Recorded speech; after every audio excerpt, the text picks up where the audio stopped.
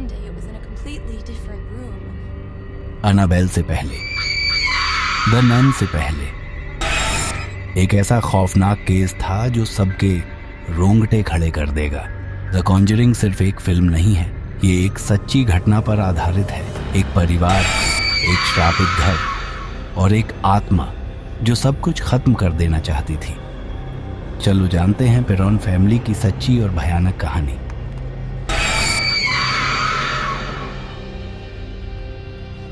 Rhode Island का एक पुराना फार्म हाउस। पेरोन परिवार, माँ कैरोलिन, पिता रॉजर और 5 बेटियां एक नए घर में शिफ्ट होते हैं। शुरुआत में सब ठीक लगता है, लेकिन फिर कुछ अजीब होने लगता है। कुत्ता घर में घुसने से मना करता है और बेसमेंट लकड़ी से बंद। यहाँ कुछ बहुत भयानक छिपा है। रात होते ही डर शुरू हो जाता है। बेटियां अजीब साएं देखती हैं, फुसफुसाहटें सुनाई देती हैं।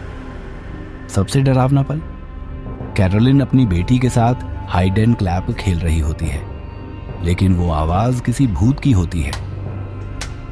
जब अंधेरे में पीछे से तालियां बजती हैं, तब रूह कांप जाती है।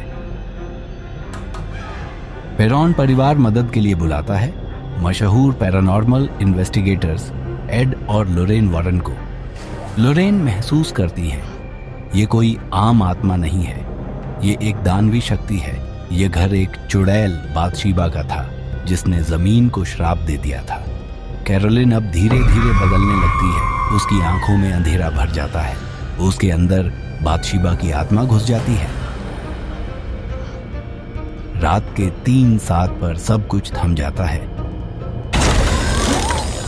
दरवाजे खुद से बंद हो जाते हैं और एक भूत अलमारी के ऊपर दिखाई देता है। ये सिर्फ डर नहीं, एक सच्चा कब्जा है। अब वक्त है अंतिम लड़ाई का। बेसमेंट में कैरोलिन को बांधा जाता है।